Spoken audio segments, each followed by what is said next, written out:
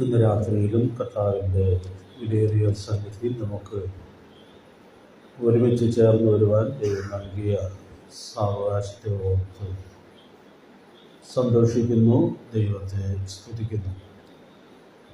പല കാരണങ്ങളാൽ ചില ആഴ്ചകളായിട്ട് നമുക്ക് ഈ ബൈബിൾ ക്ലാസ്സിനായിട്ട് ഒരുമിച്ച് കൂടാൻ കഴിയാതെയാണ് ഇരുന്നത്. എങ്കിലും ഇന്ന് രാത്രിയിൽ വീണ്ടും കർത്താവിൻ്റെ സന്നിധിയിൽ ചേർന്ന് വരാനായിട്ട് കർത്താവ് നമുക്ക് അവസരം തന്നു. എല്ലാം നന്ദിയോടെ ഓർക്കാം, ദൈവത്തെ സ്തുതിക്കാം. നമ്മുടെ കർത്താവ് ഗിരിപ്രഭാഷണത്തിൽ കൽപ്പിച്ചതായ വളരെ പ്രധാനപ്പെട്ട ഒരു കൽപ്പനയെ അധികരിച്ചുള്ളതായ പാഠങ്ങളാണല്ലോ നാം ചിന്തിക്കുവാൻ ഇടയായിട്ട് തീർന്നുകൊണ്ടിരിക്കുന്നത്. മത്തായി സുവിശേഷം 6-ാം അധ്യായത്തിൻ്റെ ഒടുവിലത്തെ വാക്യങ്ങളിൽ വിചാരപ്പെടരുത് എന്നുള്ളതായ കൽപ്പന നമ്മുടെ കർത്താവ് ആവർത്തിക്കുകയും അത് വിശദീകരിക്കുകയും ചെയ്യുന്നതായിട്ട് നമുക്ക് ചിന്തിക്കുവാനായിട്ട് സാധിക്കുന്നുണ്ട്. നമ്മുടെ പ്രായോഗിക ജീവിതത്തിൽ വളരെ സൂക്ഷ്മതയോടെ അനുസരിക്കാൻ ആവശ്യമുള്ള കൽപ്പനയായിട്ടാണല്ലോ ഇത് ഇരിക്കുന്നത്. ഇതിൻ്റെ പ്രമാണങ്ങളെല്ലാം അറിയാമെങ്കിലും ആ പ്രമാണം അതുപോലെ പാലിക്കാൻ കഴിയാതെ തെറ്റിപ്പോകുന്നതിനുള്ളതായ വലിയ സാധ്യത നമ്മുടെ ജീവിതത്തിലുണ്ട് എന്നുള്ളത് നാം പലവട്ടം ഓർക്കുവാൻ ഇടയായിട്ട് തീർന്നതാണ്. അതുകൊണ്ട് അങ്ങനെ ഏറെ തെറ്റിപ്പോകാൻ സാധ്യതയുള്ളതായ വിഷയങ്ങളുടെ മുഖത്ത് നമുക്ക് കൂടുതൽ സൂക്ഷ്മതയോടെ ആയിരിക്കാനും നാം ഇതിൽ തെറ്റുന്നില്ല എന്നുള്ളത് ഉറപ്പാക്കാനും ഉള്ളതായ വലിയ ഉത്തരവാദിത്വം ഉണ്ട്. ദൈവത്തിൻ്റെ ആത്മാവ് അതിനാവശ്യമായ ദൈവകൃപ നമുക്ക് നൽകട്ടെ. വിചാരപ്പെടേണ്ട എന്ന് നമ്മുടെ കർത്താവ് കൽപ്പിക്കുമ്പോൾ അതോട് ചേർന്ന് എന്തുകൊണ്ട് അങ്ങനെ പറഞ്ഞിരിക്കുന്നു എന്നുള്ളതിൻ്റെ ചില കാര്യങ്ങൾ കൂടി നമ്മുടെ കർത്താവ് വ്യക്തമാക്കുന്നുണ്ട്. ഒത്തിരി വിശദമായിട്ടല്ലെങ്കിലും ഞാനതൊന്ന് എടുത്തു പറയാം എന്ന് കരുതുകയാണ്. വിചാരപ്പെടുന്നതിനാൽ പ്രയോജനമില്ല എന്നുള്ളത് നമ്മുടെ കർത്താവ് വളരെ വ്യക്തമായി പറയുന്നുണ്ട്. എന്ന് പറഞ്ഞാൽ വിചാരപ്പെടേണ്ടെന്ന് കർത്താവ് ആവർത്തിച്ച് കൽപ്പിക്കുമ്പോൾ തന്നെ ഇനി ഈ കൽപ്പന ലംഘിച്ച ഒരാൾ വിചാരപ്പെടുന്നു എന്ന് വിചാരിക്കുക. വിചാരപ്പെടുന്നതിനാൽ യാതൊരു പ്രയോജനവുമില്ല എന്നുള്ളതായ കാര്യം ഓർപ്പിക്കുക.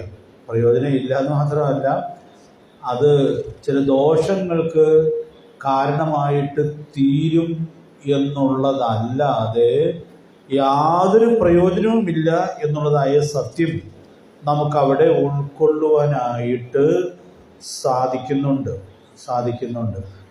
6-ാം അധ്യായത്തിൻ്റെ 27-ാമത്തെ വാക്യം നമ്മൾ ശ്രദ്ധിക്കുമ്പോൾ അത് നമ്മുടെ കർത്താവ് എത്ര വ്യക്തമായിട്ടാണ് പറയുന്നത്.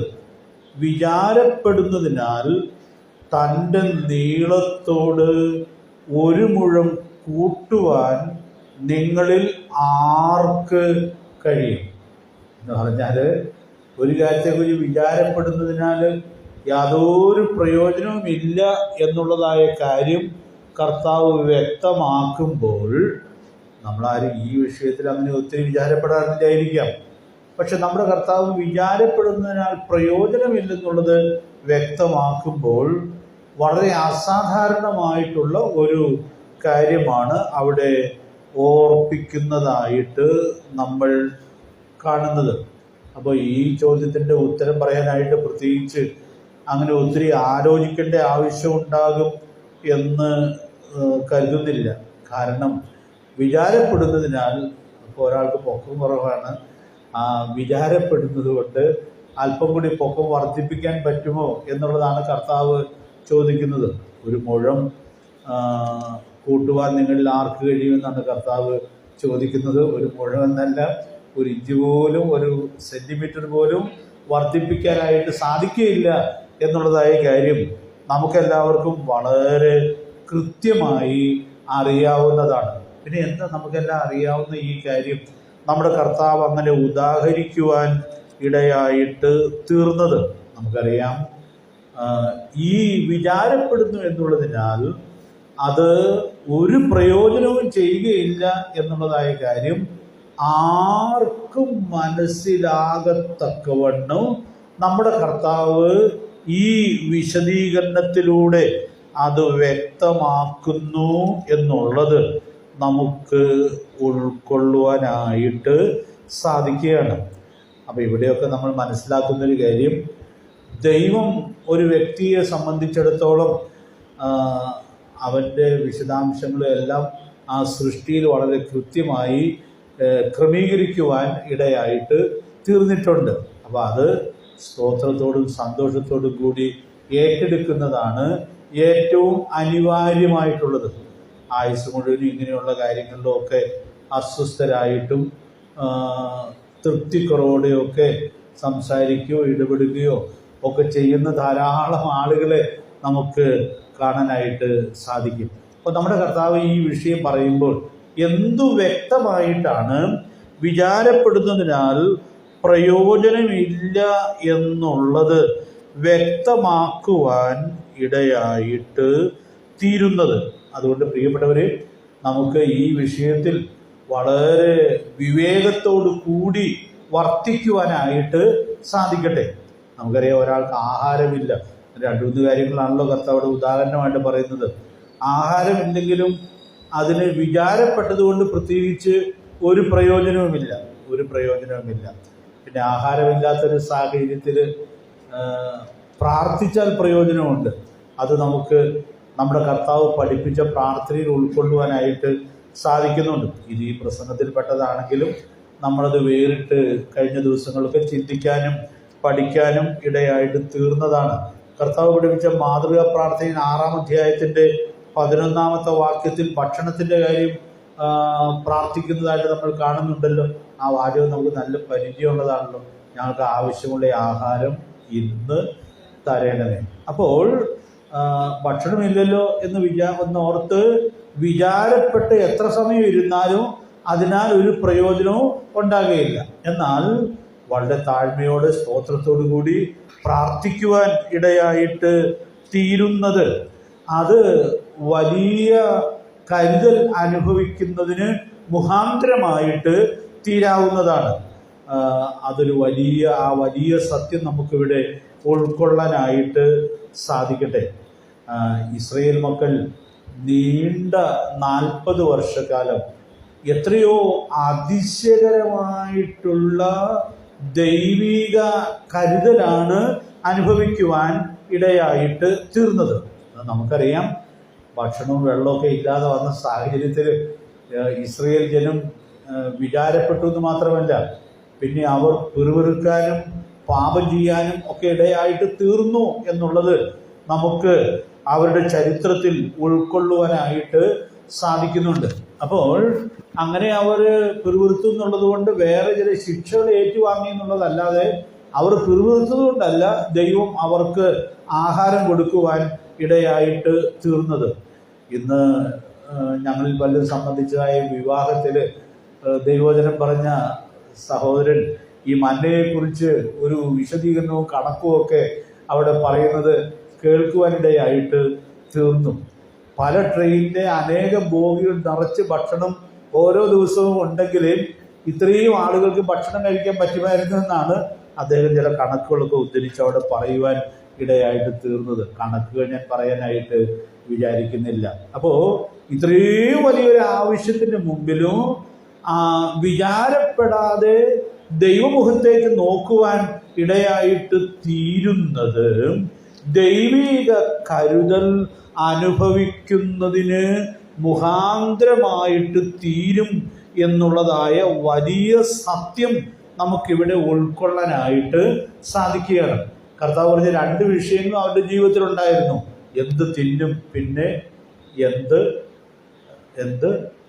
കുടിക്കും.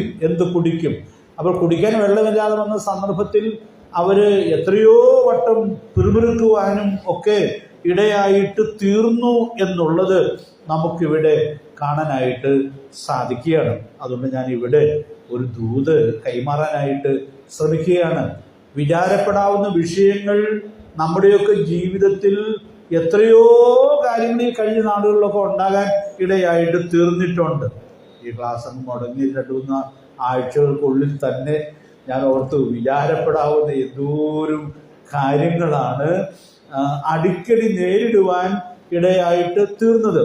അപ്പോൾ വിചാരപ്പെടണമെങ്കിൽ മെനക്കെട്ടിരുന്ന് വിചാരപ്പെടാനായിട്ട് സാധിക്കും. പക്ഷേ അതുകൊണ്ട് യാതൊരു പ്രയോജനവുമില്ല എന്നുള്ളതായ കാര്യം നമ്മുടെ കർത്താവ് എത്രയോ വ്യക്തമായിട്ട് ചൂണ്ടിക്കാണിക്കുകയാണ്. അപ്പം അതുകൊണ്ട് ഞാൻ ഇങ്ങനെ ഓർപ്പിക്കട്ടെ, വിചാരപ്പെടാതെ ദൈവസന്നിധിയിൽ സ്തോത്രത്തോടു കൂടി നമ്മുടെ ആവശ്യങ്ങൾ അറിയിക്കുവാൻ ഇടയായിട്ട് തീർന്നാൽ കഴിഞ്ഞ നാളുകളിൽ തൻ്റെ ജനത്തെ കരുതിയ ദൈവം നിശ്ചയമായിട്ടും നമ്മെ കരുതുവാൻ ഇടയായിട്ട് തീരും. നമുക്കറിയാം, നമ്മുടെ കർത്താവ് ഈ പഠിപ്പിച്ച സത്യത്തോട് വളരെ ചേർന്ന് വരുന്ന ചില വാക്യങ്ങൾ നമ്മൾ കഴിഞ്ഞ ദിവസങ്ങളിലൊക്കെ നോക്കാൻ ഇടയായിട്ട് തീർന്നിട്ടുണ്ട്.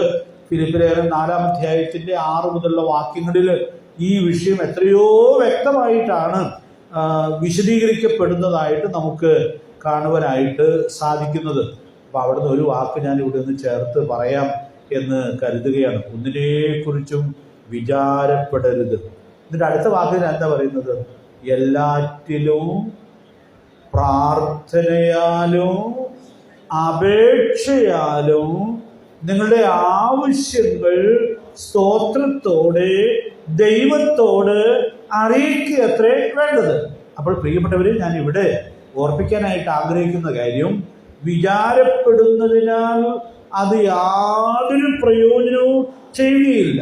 എന്നാൽ നമുക്ക് നമ്മുടെ ദൈവത്തിൻ്റെ സന്നിധിയിലേക്ക് വരാനും സ്തോത്രത്തോടു കൂടി നമ്മുടെ ആവശ്യങ്ങളെ ദൈവസന്നിധിയിൽ വെക്കുവാനോ സാധിച്ചാൽ, പ്രിയപ്പെട്ടവരെ, നമ്മുടെ ദൈവം എത്രയോ അസാധാരണമായ നിലയിൽ നമ്മെ കരുതുവാൻ കഴിയുന്നവനാണ് എന്നുള്ളതായ കാര്യം തിരുവെഴുത്ത് എത്രയോ വ്യക്തമായിട്ടാണ് വെളിപ്പെടുത്തുവാൻ ഇടയായിട്ട് തീരുന്നത്. അപ്പോൾ നമ്മുടെ കർത്താവ് വിചാരപ്പെടേണ്ട എന്നുള്ള ഉദാഹരണങ്ങൾ പറയുന്ന കൂട്ടത്തിൽ തന്നെ ഈ വലിയ സത്യം വ്യക്തമാക്കിയിരിക്കുന്നു എന്നുള്ളത് നമുക്കിവിടെ ഉൾക്കൊള്ളുവാനായിട്ട് സാധിക്കുകയാണ്. അപ്പം അതുകൊണ്ട് വിചാരപ്പെടാനായിട്ട് നമ്മൾ പരീക്ഷിക്കപ്പെടുമ്പോൾ ഒട്ടുമേ പരീക്ഷിക്കപ്പെടുവാൻ ഇടയായിട്ട് തീരാതെ, വിചാരപ്പെടുന്നതിനാൽ പ്രയോജനമില്ല എന്നുള്ളത് തിരിച്ചറിഞ്ഞ്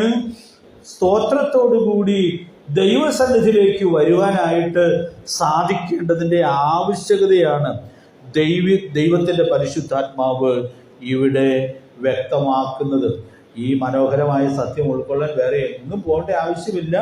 ഇസ്രായേൽ ജനത്തെ ദൈവം അതിശയകരമായി പരിപാലിച്ചതായ വഴികൾ അത് വെളിപ്പെടുത്തുവാൻ ഇടയായിട്ട് തീരുന്നുണ്ട്. അവർ ഈ ദീർഘമായ വർഷം അങ്ങനെ വിചാരപ്പെടാനൊന്നും ആവശ്യമില്ലാതെ വണ്ണം എന്തോ ഒരു സമാധാനം അനുഭവിച്ചാണ് ഭക്ഷണത്തിൻ്റെയും വെള്ളത്തിൻ്റെയും കാര്യത്തിൽ സമൃദ്ധി അനുഭവിക്കുവാൻ ഇടയായിട്ട് തീർന്നത് എന്നുള്ളതായ വലിയ സത്യം നമുക്കിവിടെ ഉൾക്കൊള്ളാനായിട്ട് സാധിക്കുകയാണ്.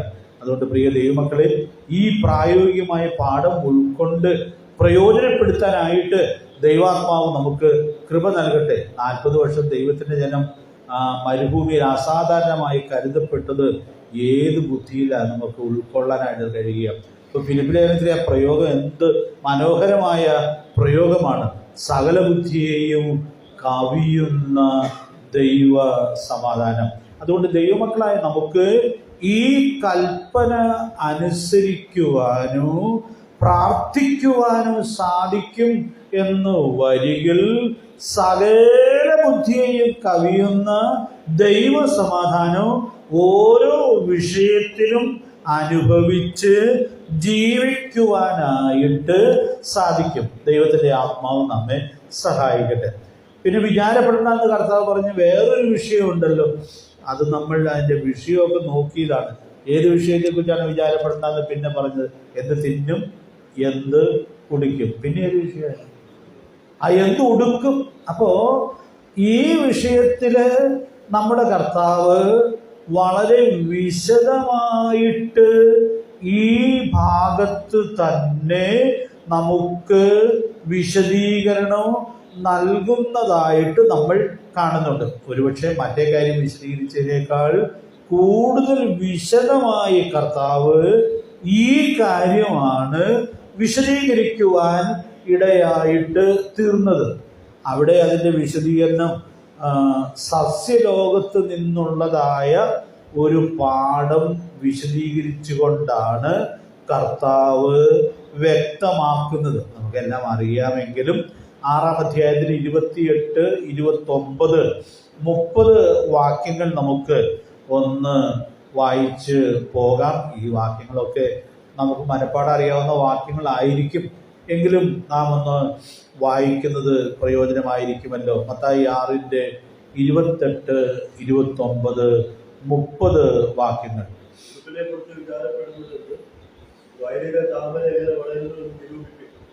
അവ അധ്വാനിക്കുന്നില്ല, നൂൽക്കുന്നതുമില്ല.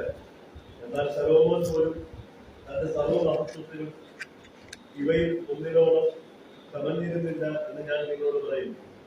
ഇന്നുള്ളതും നാളെ അടുപ്പിൽ ഇരുന്നതുമായ വയലിലെ കുഞ്ഞിന്റെ ദൈവം ഇങ്ങനെ സമീപിക്കുന്നുവെങ്കിൽ അല്പവിശ്വാസികളായ നിങ്ങളെ എത്രയധികം. അപ്പോൾ ഇവിടെ കർത്താവ് സസ്യലോകത്തിൽ നിന്ന് വളരെ ലളിതമായി നമുക്ക് എല്ലാവർക്കും മനസ്സിലാകുന്ന നിലയിലുള്ള ഒരു വിശദീകരണമാണ് നൽകുന്നത്. അപ്പോൾ ഞാൻ ഈ വിശദീകരണം വായിച്ചപ്പോൾ ഓർത്തു, നമ്മുടെ കർത്താവിന് തൻ്റെ ശിഷ്യന്മാരോട്, തൻ്റെ മക്കളോട് എന്തോ ഒരു ആർദ്രതയാണ് ഉള്ളത്. കാരണം ഇതൊക്കെ വിചാരപ്പെടണമെന്നൊരു കൽപ്പന കൊടുത്താൽ പോരെ. പക്ഷേ നമ്മുടെ കർത്താവ് അത് ഏറ്റവും ലളിതമായി നമുക്ക് മനസ്സിലാകത്തക്കവണ്ണം പ്രകൃതിയിൽ നിന്നും ഒരു ഉദാഹരണം എടുത്ത് ആർക്കും മനസ്സിലാകത്തക്കവണ്ണം വ്യക്തമാക്കിയിരിക്കുകയാണ്. നമ്മുടെ കർത്താവിൻ്റെ പ്രതിപാദനം അതിൽ തന്നെ എത്രയോ ലളിതമാണ് എന്നുള്ളതായ കാര്യം നമുക്ക് ഇവിടെ ഉൾക്കൊള്ളുവാനായിട്ട് സാധിക്കുന്നുണ്ട്. നമുക്കറിയാം, മനുഷ്യൻ്റെ ചരിത്രം നമ്മൾ പരിശോധിക്കുമ്പോൾ വസ്ത്രത്തിന് വേണ്ടിയുള്ള ബദ്ധപ്പാടുകൾക്ക് മനുഷ്യൻ്റെ ചരിത്രത്തോളം തന്നെ പഴക്കമുണ്ട്. മനുഷ്യൻ്റെ ചരിത്രത്തോളം തന്നെ പഴക്കമുണ്ട്. ഞാൻ ആ വാചകത്തിൽ എന്താണ് ഉൾക്കൊള്ളിച്ചിരിക്കുന്നത് എന്നുള്ളത് നിങ്ങൾക്ക് മനസ്സിലായി എന്ന് ഞാൻ വിചാരിക്കുകയാണ്. ഒരു റെഫറൻസ് അവിടെ എഴുതിയിട്ടുള്ളൂ. ഉൽപ്പത്തി പുസ്തകത്തിൻ്റെ 3-ാം അധ്യായം 7-ാമത്തെ വാക്യത്തിൽ തുടങ്ങിയതാണ് വസ്ത്രത്തിന് വേണ്ടിയുള്ളതായ ബദ്ധപ്പാട്. നമുക്കറിയാം, പാപത്തിൽ വീണ മനുഷ്യൻ അത്തിയില കൊണ്ട് അരയാട ഉണ്ടാക്കി ധരിച്ചു എന്നുള്ളതായ കാര്യം ദൈവത്തിൻ്റെ പരിശുദ്ധാത്മാവ് അവിടെ രേഖപ്പെടുത്തുന്നുണ്ടല്ലോ. അവിടെ തുടങ്ങിയതാണ്. പിന്നെ നമ്മൾ മുമ്പോട്ട് പോകുമ്പോൾ ഈ വിഷയത്തിൽ വളരെ അധികം തെറ്റിപ്പോകുന്നതിനുള്ള സാധ്യതയുണ്ട് എന്നുള്ളതായ സത്യം നമുക്ക് ഇവിടെ ഉൾക്കൊള്ളുവാനായിട്ട് സാധിക്കുന്നുണ്ട്. നമുക്കറിയാം എത്ര എളുപ്പത്തിലാണ് ഈ മേഖലയിൽ തെറ്റിപ്പോകുവാൻ ഇടയായിട്ട് തീർന്നിട്ടുള്ളത്. അതിൽ 1-2 ചരിത്രം ഞാനൊന്ന് പരാമർശിക്കാം. ഒരു റെഫറൻസോടെ എഴുതിയിട്ട്, അപ്പോൾ പിന്നെ വിശദീകരിക്കാതെ നിങ്ങൾക്കത് മനസ്സിലാകും. യോശുവയുടെ പുസ്തകം 7-ാം അധ്യായത്തിൻ്റെ 21-ാമത്തെ വാക്യത്തിൽ ആഹാന്റെ മോഹം എന്തിലൊക്കെ ആയിരുന്നു എന്ന് നമുക്ക് കാണാനായിട്ട് സാധിക്കുന്നുണ്ട്. അവൻ ഏറ്റു പറയുമ്പോൾ പറയുന്നുണ്ട് പൊന്നും വെള്ളിയും, പിന്നെ എന്തായിരുന്നു, ഒരു ബാബിലോന്യ മേലങ്കിയും അവൻ കണ്ടു, മോഹിച്ചു, എടുത്തു എന്നുള്ളതായ ഏറ്റുപറച്ചിലാണ് നമുക്ക് അവിടെ ഉൾക്കൊള്ളുവാനായിട്ട് സാധിക്കുന്നത്. അപ്പോൾ വളരെ ഖണ്ഡിതമായ വിലക്കുണ്ടായിരുന്നു. യോശുവ അത് ആർക്കും മനസ്സിലാകത്തക്കവണ്ണം വ്യക്തമാക്കിയിരുന്നു. മനസ്സിലാകാത്തത് കൊണ്ടല്ല, പക്ഷേ ആ വിലക്കിനെ മറികടന്ന് ആഹാൻ വലിയ ദുർമോഹത്തിൽ അകപ്പെട്ട വിഷയത്തിൽ ഇതുമുണ്ടായിരുന്നു എന്നുള്ളതായ വലിയ സത്യം നമുക്കിവിടെ ഉൾക്കൊള്ളുവാനായിട്ട് സാധിക്കുന്നുണ്ട്. അപ്പം അതുകൊണ്ട് ഞാൻ ഇവിടെ ഓർപ്പിക്കാനായിട്ട് ആഗ്രഹിക്കുന്നതായ കാര്യം, നമ്മുടെ കർത്താവ് പറഞ്ഞ ഈ ഉദാഹരണങ്ങൾ അതിൽ തന്നെ എത്രയോ സൂക്ഷ്മതയോടുകൂടി നമ്മൾ കാണേണ്ടിയിരിക്കുന്നു എന്നുള്ളത് നമുക്കിവിടെ ഉൾക്കൊള്ളുവാനായിട്ട് സാധിക്കുകയാണ്. അപ്പോൾ വളരെയധികം തെറ്റിപ്പോകാനുള്ളതായ സാധ്യത ഈ മേഖലയിൽ ഉണ്ട് എന്നുള്ളതായ കാര്യം എല്ലാ ഗൗരവത്തിലും ഉൾക്കൊള്ളാനായിട്ട് സാധിക്കട്ടെ.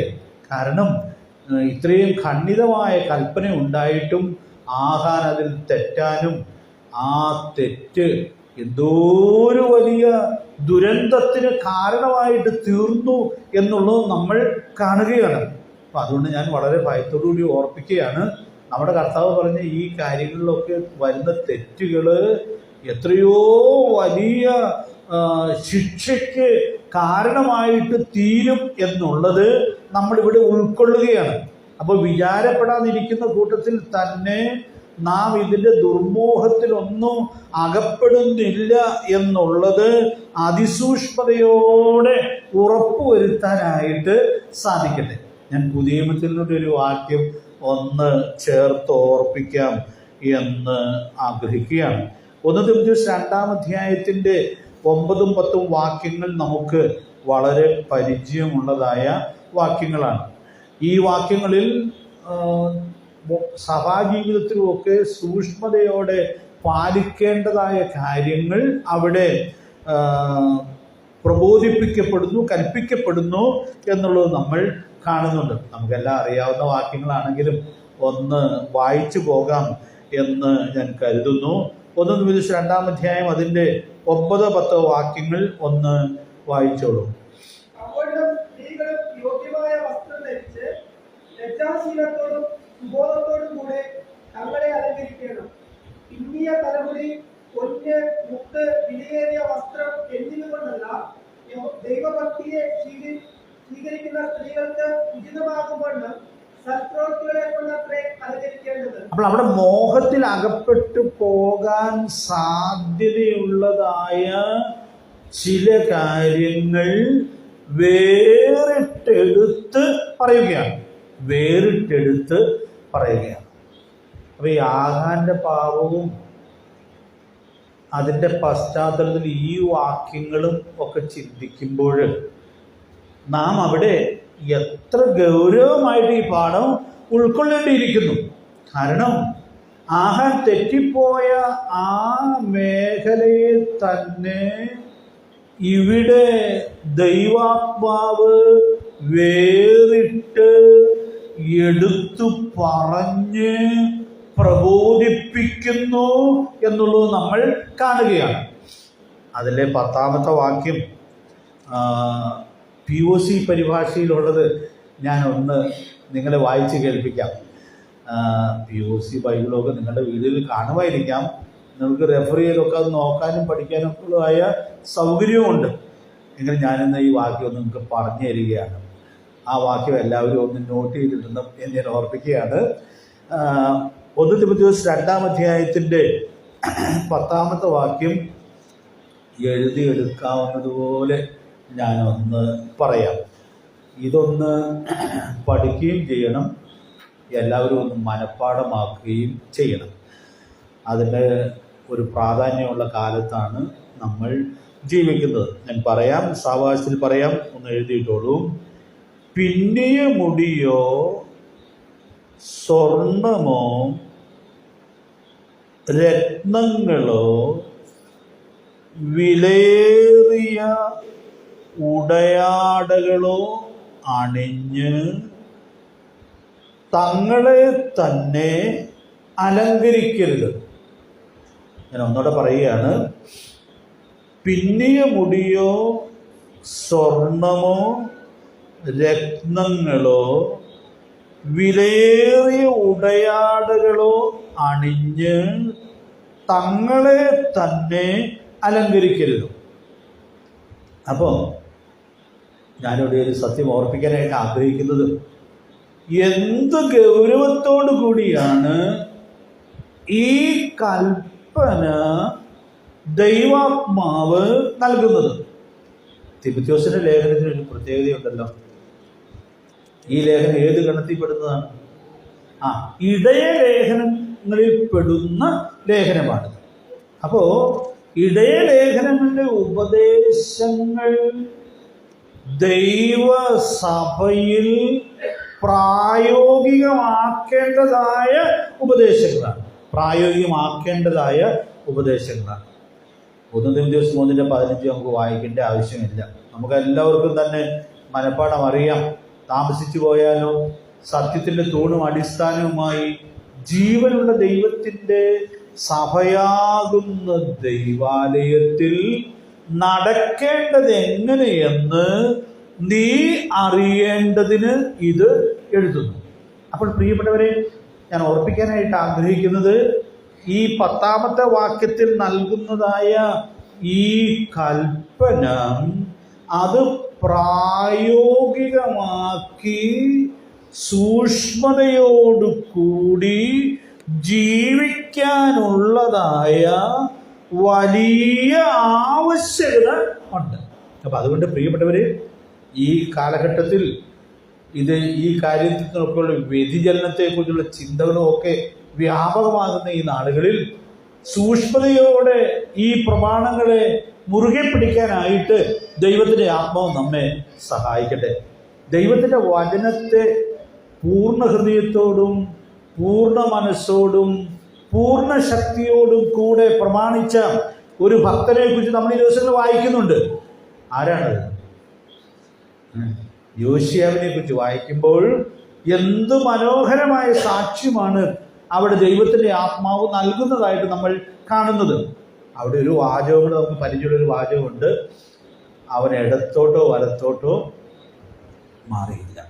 ഈ വാചകം എവിടെയുള്ളതാണ് നിങ്ങൾ ഓർക്കേണ്ടത്? യോശുവയുടെ പുസ്തകത്തിൽ ദൈവം യോശുവയ്ക്ക് കൽപ്പന കൊടുക്കുമ്പോൾ വളരെ കൃത്യമായിട്ട് ഈ സത്യം പറയുന്നുണ്ട്. മോശ മുഖാന്തരം നൽകപ്പെട്ടതായ പ്രമാണം വിട്ട് ഇടത്തോട്ടോ വലത്തോട്ടോ മാറരുത് എന്നുള്ളതായ കാര്യം എത്രയോ വ്യക്തമായിട്ടാണ് അവിടെ ഓർപ്പിക്കപ്പെടുന്നതായിട്ട് നമ്മൾ കാണുന്നത്. അതുകൊണ്ട് തന്നെ ഇന്ന് രാത്രിയിൽ ഓർപ്പിക്കാനായിട്ട് ആഗ്രഹിക്കുകയാണ്. നമ്മുടെ പിതാക്കന്മാർക്ക് ലഭിച്ച വളരെ അനുഗ്രഹീതമായ ഈ പ്രകാശനം കഴിഞ്ഞ 1 നൂറ്റാണ്ടിലധികം സൂക്ഷിക്കാനായിട്ട് ദൈവം നമുക്ക് കൃപ തന്നു എന്നുള്ളത് വളരെ നന്ദിയോടെ ഓർക്കാം, ദൈവത്തെ സ്തുതിക്കാം. അതിൻ്റെ കൃത്യതയിൽ നിന്ന് നമ്മൾ വ്യതിചലിക്കുന്നില്ല എന്നുള്ളത് ഈ നാടുകളിൽ സൂക്ഷ്മതയോടെ ഉറപ്പുവരുത്താനായിട്ട് ദൈവാത്മാവ് നമുക്ക് ധാരാളം ദൈവകൃപ നൽകട്ടെ. ഇനി ഞാനൊരു മുന്നറിയിപ്പ് കൂടി ഇവിടെ ഓർപ്പിക്കാനായിട്ട് ആഗ്രഹിക്കുകയാണ്. ഇവിടെ പറഞ്ഞിരിക്കുന്നത് ഈ ലിസ്റ്റിൽപ്പെട്ട കാര്യങ്ങളോടൊക്കെ ഒരു താല്പര്യമോ മോഹമോ ഒക്കെ ഉണ്ടായി പോകുന്നതിനുള്ള വലിയ സാധ്യതയുണ്ട്. അപ്പോൾ നമ്മൾ നേരത്തെ ഈ വിഷയം ചിന്തിച്ച പാഠത്തിൽ ഓർപ്പിച്ചായിരുന്നു, ഒരാൾക്കൊരു ദുർമോഹം ഒരു കാര്യത്തിൽ ഉണ്ടായാൽ ആ ദുർമോഹം ആ വിഷയത്തിൽ വിചാരപ്പെടുന്നതിലേക്ക് വഴിതെറ്റുന്നതിനുള്ള വലിയ സാധ്യതയുണ്ട്. അതിനൊരു ഉദാഹരണം ഞാൻ വേദപുസ്തകത്തിൽ നിന്നും ബൈബിൾ ചരിത്രത്തിൽ നിന്നും പറഞ്ഞായിരുന്നു.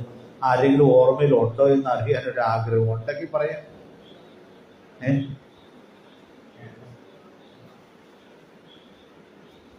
ആഹാബിന്റെ ചരിത്രം നമ്മൾ വായിച്ചിട്ട് ഒത്തിരി കാലമായിട്ടില്ല. ആഹാബിന് ഒരു വലിയ ദുർമോഹം ഉണ്ടായി. ഒന്നും വെളിയോടൊന്നും അല്ല ദുർമോഹം ഉണ്ടായത്. പിന്നെയോ അയൽവക്കക്കാരൻ്റെ സ്ഥലത്തോടാണ് ദുർമോഹം ഉണ്ടായത്. ഇപ്പം അങ്ങനെയുള്ള ദുർമോഹത്തിൽപ്പെട്ട എന്തോരം ആളുകളുണ്ട്. എങ്ങനെയെങ്കിലും അത് കൈവശമാക്കണം എന്നൊക്കെ ആഗ്രഹിക്കുകയും അധ്വാനിക്കുകയും ചെയ്യുന്ന എന്തോരം ആളുകളുണ്ട്. അപ്പോൾ അങ്ങനെ ഒരു ദുർമോഹം ഉണ്ടായി.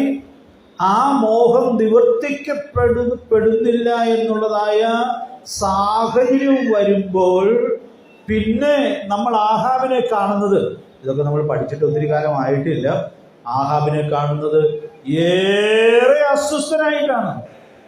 അവൻ ആഹാരവും വേണ്ട, ഒന്നും വേണ്ട. അവൻ വളരെ നിരാശനായിട്ട് ചുവരിലേക്ക് മുഖം തിരിച്ചു കിടക്കുന്ന ഒരു വ്യക്തിയെയാണ് നാം അവിടെ കാണുന്നത്. അതുകൊണ്ട് ഇന്ന് രാത്രിയിൽ അന്ന് പറഞ്ഞ ഒരു മുന്നറിയിപ്പ് ഒന്നുകൂടി ആവർത്തിക്കുക. ഇതൊന്നും പുതിയ കാര്യമല്ലല്ലോ, പഴയ കാര്യങ്ങൾ വീണ്ടും ഓർപ്പിച്ചുണർത്തുകയല്ലേ. നമുക്കൊരു ദുർമോഹം ഉണ്ടായാൽ ആ ദുർമോഹം നിവർത്തിക്കപ്പെടാത്ത സാഹചര്യവും അതിനെക്കുറിച്ച് വിചാരപ്പെടുന്നതിനും അസ്വസ്ഥപ്പെടുന്നതിനുമൊക്കെ കാരണമായിട്ട് തീരാം എന്നുള്ളത് എത്രയോ വ്യക്തമായിട്ടാണ് ഈ ചരിത്രത്തിലൂടെയൊക്കെ നമുക്ക് ഉൾക്കൊള്ളുവാനായിട്ട് സാധിക്കുന്നത്. ദൈവത്തിൻ്റെ പരിശുദ്ധാത്മാവ് നമ്മെ സഹായിക്കട്ടെ. അതുകൊണ്ട് 1 തിമോഥെയോസ് 2-ാം അധ്യായത്തിൻ്റെ 10-ാമത്തെ വാക്യത്തിൽ നൽകിയിരിക്കുന്ന ആ കൽപ്പന അതിൻ്റെ എല്ലാ ഗൗരവത്തിലും ഈ തലമുറയിൽ സൂക്ഷിച്ച് സാക്ഷ്യം വഹിക്കത്തക്കവണ്ണം ദൈവത്തിൻ്റെ പരിശുദ്ധാത്മാവ് നമുക്ക് ധാരാളം ദൈവകൃപ നൽകട്ടെ. ഇനി കർത്താവ് ഇത് പറയുമ്പോൾ നമുക്ക് നേരിൽ കണ്ട് പരിചയമില്ലെങ്കിലും നമുക്ക് വളരെ നന്നായിട്ട് അറിയാവുന്ന ഒരാളുടെ കാര്യമാണ് നമ്മുടെ കർത്താവ് ഈ മത്തായി സുവിശേഷം 6-ാം അധ്യായത്തിൽ എടുത്തു പറയുന്നത്. ആരുടെ കാര്യം പറയുന്നത്? ശലോമോൻ്റെ കാര്യം പറയുകയാണ്. അപ്പോൾ ബൈബിൾ ചരിത്രത്തിൽ ശലോമോനോളം ചമഞ്ഞ ഒരു വ്യക്തി വേറെ ആരെങ്കിലും ഉണ്ടോ എന്ന് തോന്നുന്നില്ല. വേറെ ചില ആളുകൾ കാണും, പ്രത്യേകിച്ച് രാജ്യത്വത്തിൻ്റെ വഴിയിൽ ചമയാനും ചമയിക്കാനും ഒക്കെ ആളുകളുണ്ടല്ലോ. അപ്പം അതുകൊണ്ട് അങ്ങനെ വേറെ ചില ആളുകളെയും നമുക്ക് നിങ്ങളുടെ മനസ്സിൽ വരുന്നുണ്ടായിരിക്കാം. അതിൽ ശലോമോൻ്റെ കാര്യമാണ് നമ്മുടെ കർത്താവ് ഇവിടെ എടുത്തു പറയുന്നതായിട്ട് നമ്മൾ കാണുന്നത്. പക്ഷേ ശലോമോൻ സ്വയം ചമഞ്ഞത് മാത്രമായിരിക്കില്ല. ഇവിടെ കർത്താവ് പറഞ്ഞ പ്രതിപാദത്തിലൊരു പ്രയോഗം എന്നെ വളരെയധികം ചിന്തിപ്പിക്കുവാനിടയായിട്ട് തീരുന്നുണ്ട്. ശലോമോൻ പ്രത്യേകിച്ച് സ്വന്തമായിട്ട് അങ്ങനെ നൂൽക്കുകയോ വസ്ത്രം ഉണ്ടാക്കുകയോ ഒന്നും ചെയ്തു കാണാനുള്ളതായ സാധ്യതയില്ല.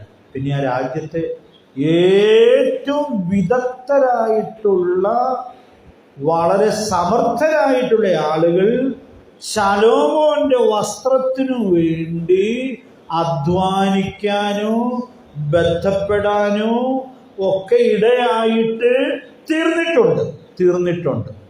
അത് നമുക്ക് സ്വാഭാവികമായിട്ട് ഊഹിക്കാവുന്നതേ ഉള്ളൂ. പക്ഷെ കർത്താവ് ഇവിടെ പറയുകയാണ്, അങ്ങനെ ഏറെ അധ്വാനിക്കുകയും ബന്ധപ്പെടുകയോ അങ്ങനെ തന്നെത്താൻ ചമയിക്കാനായിട്ടുള്ള എല്ലാ ക്രമീകരണങ്ങളും ചെയ്തു എന്നിരിക്കലും ശലോമോൻ എവിടെ വരെ വന്നില്ല എന്നാണ് കർത്താവ് പറയുന്നത്.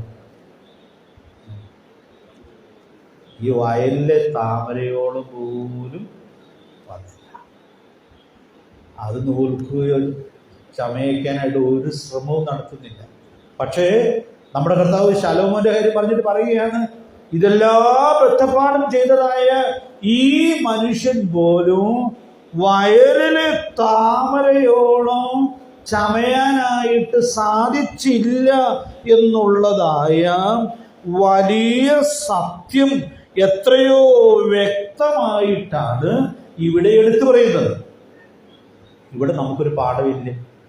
നമുക്കൊരു മനോഹരമായ പാഠം ഉണ്ട്. ഈ പാഠം എല്ലാവർക്കും മനസ്സിലാകണമെന്നുള്ള ആഗ്രഹത്തോടു കൂടി ഞാൻ ഓർപ്പിക്കുകയാണ്. ഇന്ന് തങ്ങളെ തന്നെ ചമയിക്കാനും അലങ്കരിക്കാനും ഭംഗി വർദ്ധിപ്പിക്കാനും ഒക്കെ ഉള്ളതായ ബദ്ധപ്പാടുകളിൽ ഏറെയുള്ള കാലഘട്ടത്തിലാണ് ഞാനും നിങ്ങളും ജീവിക്കുന്നത്. എൻ്റെ ബാല്യകാലത്തൊന്നും നമ്മുടെ നാട്ടിൽ ഇല്ലാത്ത ഒരു തരം സ്ഥാപനം ഇപ്പോൾ നമ്മുടെ നാട്ടിൽ ഏറെ സുലഭമായിട്ട് ഉണ്ട്. കൊച്ചു കൊച്ചു കവലകളിലും ഉണ്ട്. ഏതാണ് നിങ്ങൾക്കറിയാൻ പറ്റുന്നത്? ബ്യൂട്ടി പാർലറുകൾ. ഏത് കുഞ്ഞു കുഞ്ഞു കവലകളിലുമൊക്കെ ഇങ്ങനെയുള്ള അനേക സ്ഥാപനങ്ങൾ നമ്മൾ കാണുന്നുണ്ട്.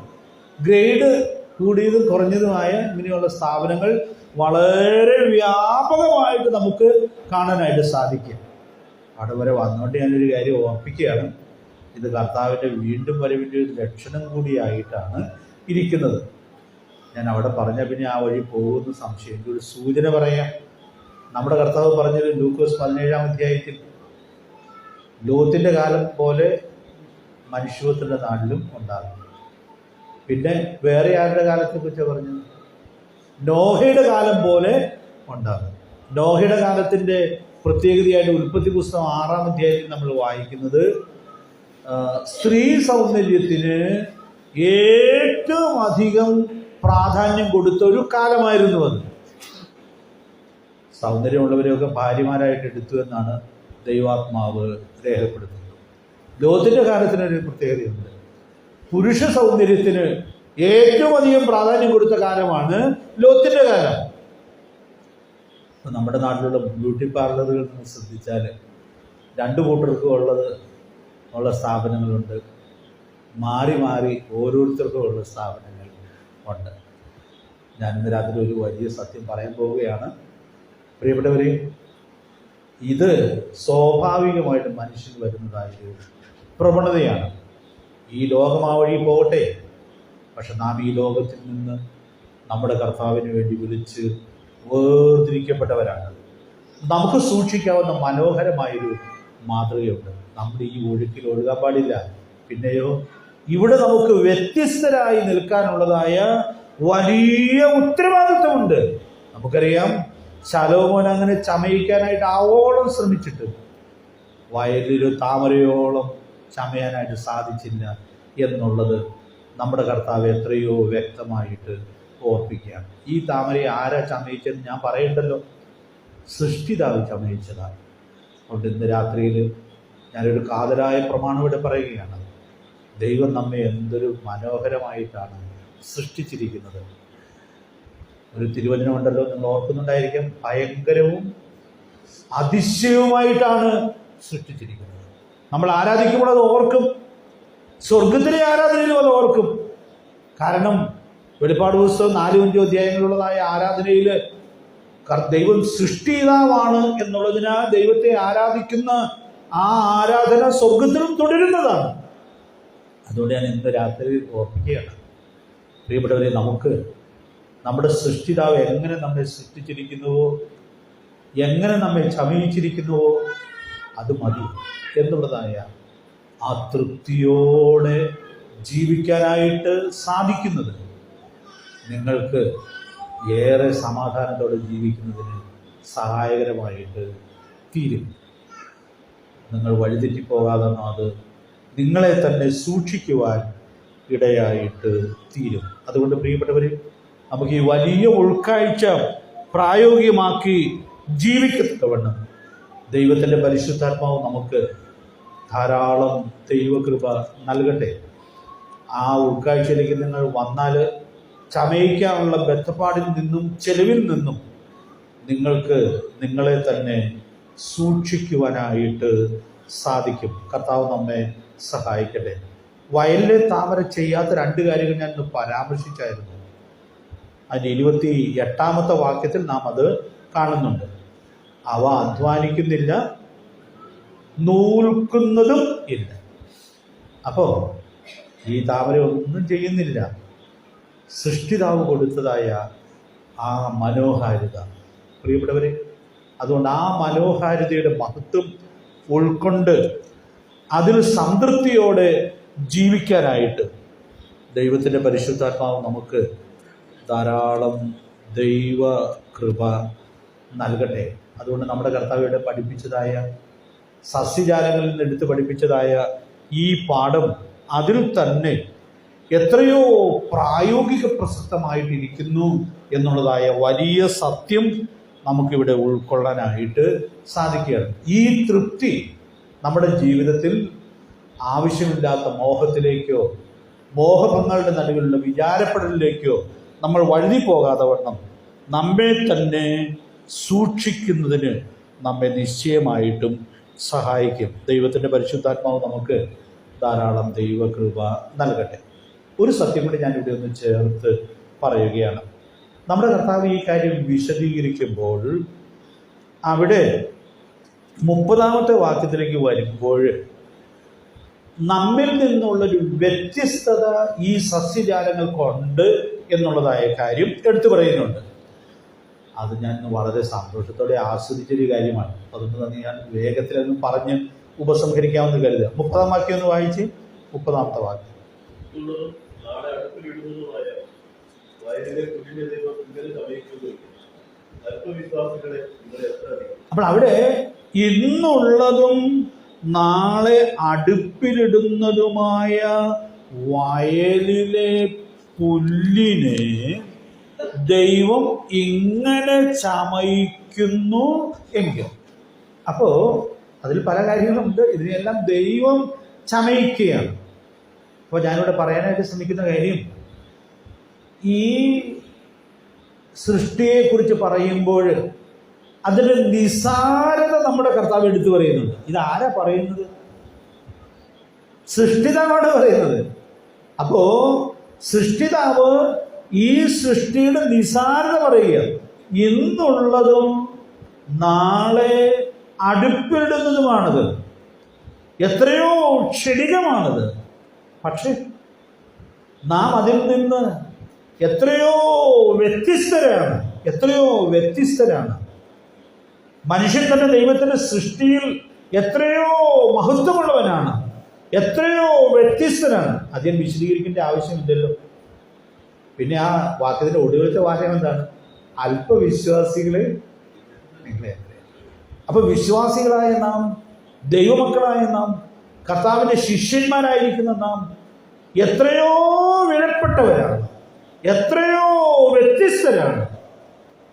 പ്രിയപ്പെട്ടവരെ, അവിടെ നമ്മുടെ വ്യത്യസ്തത നാം ആദ്യം തിരിച്ചറിയണം. മനുഷ്യനതിൽ തന്നെ വ്യത്യസ്തരാണ്. എന്നാൽ കർത്താവിൻ്റെ വിലയേറിയ രക്തത്താൽ വിലയ്ക്കു വാങ്ങപ്പെട്ട ദൈവമക്കളായ നാം നമ്മിൽ തന്നെ എത്രയോ വ്യത്യസ്തരാണ്. എത്ര മഹത്വമുള്ള പദവിയിലേക്കാണ് ദൈവം നമ്മെ കൊണ്ടുവരുവാൻ ഇടയായിട്ട് തീർന്നിട്ടുള്ളത്. ഞാനിവിടെ ഓർപ്പിക്കാനായിട്ട് ആഗ്രഹിക്കുന്ന കാര്യം, കർത്താവ് ഈ കാര്യം പറയുമ്പോൾ അതിൽ നമുക്കൊരു വലിയ ദൂതുണ്ട്. അപ്പം ഞാനവിടെ അത് ഞാൻ വിശദീകരിക്കാനായിട്ട് ഇന്ന് രാത്രി സാധിക്കുകയില്ല. ഒരു സൂചന പറയാൻ ബാക്കി കാര്യം വേണ്ടി വന്നാൽ അടുത്ത ക്ലാസ്സിൽ പറയാം എന്ന് ഞാൻ കരുതുകയാണ്. പ്രിയപ്പെട്ടവരെ, നമ്മെ കർത്താവ് തൻ്റെ രക്തം വില കൊടുത്ത് വാങ്ങിയപ്പോൾ എന്തോ ഒരു ഉന്നതമായ ലക്ഷ്യത്തോടു കൂടിയാണ് വാങ്ങിയത്. ഇതിൻ്റെ മഹത്വം ചൂണ്ടിക്കാണിക്കാൻ 2 പരിചയമുള്ള വാക്യങ്ങൾ ഞാൻ ഓർപ്പിക്കാം. നമ്മുടെ കർത്താവ് വരുമ്പോൾ എന്ത് സംഭവിക്കും എന്നുള്ളത് തിരുവചനത്തിൽ അനേക വാക്യങ്ങളിൽ പറയുന്നുണ്ട്. നമ്മുടെ ഈ താഴ്ചയുള്ള ശരീരം തൻ്റെ മഹത്വമുള്ള ശരീരത്തോട് അനുരൂപമായി രൂപാന്തരപ്പെടും. അപ്പൊ നാം ഈ ഭൂമിയിൽ കർത്താവിന്റെ രക്തത്താൽ വിലയ്ക്ക് വാങ്ങപ്പെട്ടവരെന്ന് മാത്രമല്ല, നാം എത്രയോ ഉന്നതമായ പ്രത്യാശയോട് കൂടി ജീവിക്കുന്നവരായ ആളുകളാണ്. 1 യോഹന്നാൻ 3-ാം അധ്യായത്തിലെ പ്രയോഗം നമുക്കറിയാം. അവനിൽ ഈ പ്രത്യാശയുള്ളവനെല്ലാം അവൻ നിർമ്മലനായിരിക്കുന്നത് തന്നെ നിർമ്മലീകരിക്കണം. ഞാനിങ്ങനെ ഉപസംഹരിക്കട്ടെ. അപ്പോൾ ഈ പ്രത്യാശ നമുക്കുണ്ട്. നമുക്ക് ഇവിടെ ജീവിക്കുമ്പോൾ നമുക്ക് നമ്മുടെ കർത്താവിൻ്റെ ആ സൗന്ദര്യം ഉള്ളവരായിട്ട് ജീവിക്കാവുന്ന ഉന്നതമായ സാധ്യതയിലേക്കാണ് ദൈവം നമ്മെ കൊണ്ടുവന്നിരിക്കുന്നത്. അപ്പൊ ഈ പുല്ലിൽ നിന്നും പൂവിൽ നിന്നും ഒക്കെ എത്രയോ വ്യത്യസ്തമായ നിലയിലേക്കാണ് സ്വർഗത്തിലെ ദൈവം നമ്മെ കൊണ്ടുവന്നിരിക്കുന്നത്. അതുകൊണ്ട് പ്രിയപ്പെട്ടവരെ, നമ്മളിവിടെ പരിശ്രമിക്കേണ്ടത് എന്തിനു വേണ്ടിയാണെന്ന് അറിയാമോ? സുന്ദരനായ നമ്മുടെ കർത്താവിൻ്റെ സൗന്ദര്യം ആവോളം പകർത്തി നമുക്ക് ഈ തലമുറയിൽ ജീവിക്കാനായിട്ട് സാധിക്കണം. നിങ്ങൾക്കൊരു പ്രഭാത ഗീതത്തിൽ ലൈൻ ഓർമ്മയിൽ കാണുമായിരിക്കും ഇതിൽ വിചാരിക്കുകയാണ്. ആ ലൈനിൽ നിന്ന് പാടി ഞാൻ ക്ലാസ് അവസാനിപ്പിക്കാം. നിന്നുടെ സൗന്ദര്യം പ്രതിബിംബിക്കുവാൻ, നിന്നുടെ സൗന്ദര്യം പ്രതിബിംബിക്കുവാൻ, എന്നും കളങ്കം വീണ നീ സൂക്ഷിച്ചാൽ എന്നാനന്ദം പൂർണ്ണമാ. നീ സൂക്ഷിച്ചാൽ എന്നാനന്ദം പൂർണ്ണമാ. എന്നിലുദിക്കണമേ ക്രിസ്തേശുവേ, എന്നിൽ സൂര്യനേ, ക്രിസ്തേശുവേ, എന്നിൽ സൂര്യനേ. ദൈവത്തിൻ്റെ പരിശുദ്ധാത്മാവ് നമ്മെ സഹായിക്കട്ടെ. നമ്മൾ എത്രയോ വ്യത്യസ്തരാണ്. അതുകൊണ്ട് നമുക്ക് ഈ വലിയ ഉൾക്കാഴ്ച ഏറ്റെടുത്ത് വരുന്ന ദിവസങ്ങളിൽ നമ്മുടെ പ്രാണപ്രിയന്റെ സൗന്ദര്യം ഉൾക്കൊണ്ട് ഈ ഭൂമിയിൽ ആ പ്രത്യാശയുടെ പ്രായോഗികമായ സാക്ഷ്യം കൊടുത്ത് ജീവിക്കേണ്ടതിന് ദൈവാത്മാവ് നമ്മെ സഹായിക്കട്ടെ. ഈ ഉൾക്കാഴ്ചയിലേക്ക് വന്നാൽ നമ്മുടെ കർത്താവ് പറഞ്ഞ ഈ വിശദീകരണം നമുക്ക് എത്രയോ ലളിതമായിട്ട് ഉൾക്കൊള്ളാനായിട്ട് സാധിക്കും. നമ്മുടെ കർത്താവ് ഈ വിഷയം പറയുമ്പോഴും എന്ത് മനോഹരമായിട്ടാണ് ഈ സത്യം വെളിപ്പെടുത്തുവാൻ ഇടയായിട്ട് തീർന്നിരിക്കുന്നത്. അതുകൊണ്ട് ആ സത്യം ഉൾക്കൊണ്ട് വരുന്ന ദിവസങ്ങളിൽ ജീവിക്കുവാൻ ദൈവാത്മാവ് നമുക്ക് ഏവർക്കും ധാരാളം ദൈവകൃപ നൽകട്ടെ. ചില വാക്കുകൾ കൂടി പറയാനായിട്ടുണ്ട്, അതിനടുത്ത ക്ലാസ്സിൽ പറയാമെന്ന് കരുതുന്നു. കർത്താവ് നമ്മെ സഹായിക്കട്ടെ. കർത്താവിൻ്റെ വലിയ നാമം വാഴ്ത്തപ്പെടുമാറാകട്ടെ.